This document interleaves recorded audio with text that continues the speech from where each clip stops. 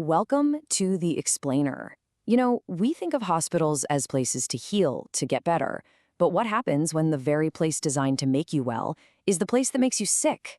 Today, we're pulling back the curtain on a hidden battle, the fight against hospital-acquired infections. It's a really unsettling question, isn't it? But we have to ask it. Can you get sick at the place you go to get well? And the answer, unfortunately, is yes. This is one of the biggest challenges in modern healthcare, and really understanding it is the first step to fixing it. So let's get into it. All right, first things first, let's get the language right. We're talking about something called a healthcare-associated infection, or an HAI for short. The key thing to remember is this. It's an infection you pick up while you're in the hospital. You didn't walk in the door with it. It can happen during your stay or even pop up after you've gone home. So, why is this such a massive deal? Well, because it goes against the entire purpose of a hospital. Let's break down what the real-world impact of these infections actually looks like. The consequences here are they're severe. It's like a dangerous domino effect. Tragically, these infections can increase a patient's risk of dying.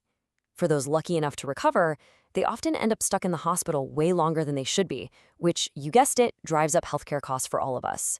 And maybe worst of all, trying to treat them with powerful antibiotics helps create an even bigger monster, drug-resistant superbugs. And because of all that, here's the bottom line. A hospital's infection rate isn't just some number on a spreadsheet anymore. It's now seen as a direct report card on its quality and safety. A low rate tells you they're probably doing a lot of things right. A high rate, that's a huge red flag. Okay, so if we're going to fight these things, we have to understand how they happen in the first place. Think of a patient in a hospital bed as being inside a fortress of healing. The question is, how do these tiny invaders get past the walls? It pretty much boils down to three main risk areas. First, there's the patient themselves. If someone is already sick, say with diabetes or cancer, their immune system is down, making them an easier target. Second, the very devices meant to help them heal, things like catheters or ventilators, can actually become super highways for germs. And third, it comes down to us, to human practice. Simple stuff like not washing hands properly or having too many people in one ward can make a world of difference. And here they are, the main culprits. We're mostly talking about bacteria. You've probably heard of the infamous MRSA, but it's not just them. Fungi like Candida and even common viruses like the flu can be major players inside a hospital. These are the invaders we're trying to keep out of the fortress. Now, while there are a ton of different HIIs out there, it turns out just a handful of them cause most of the problems. So let's meet the big five, the infections that are public enemy number one for healthcare workers. So let's run through these five main targets really quick. You've got Coela BSI, a serious bloodstream infection linked to central lines. There's CAUTI, a urinary tract infection from, you guessed it, catheters. Then we have SSI, which is an infection right at a surgical site. HAP or VAP is a nasty pneumonia that patients on ventilators can get. And finally, C. diff, a really severe gut infection. Zeroing in on these five is absolutely key to prevention. Okay, so we've laid out the problem, we've identified the enemies. How do we actually fight back? Well, the good news is we have a really clear playbook for defending that fortress of healing. And this slide just perfectly lays out the strategy. For every major risk, there is a specific, powerful defense. So the problem of germs spreading on hands, that gets countered by strict hand hygiene rules. The risk of germs on a bedside table, that gets wiped out by rigorous cleaning schedules. It's a direct, effective counterattack. And here's that full playbook. It's a multi-layered defense system. It all starts with the simplest yet most powerful tool we have, hand hygiene.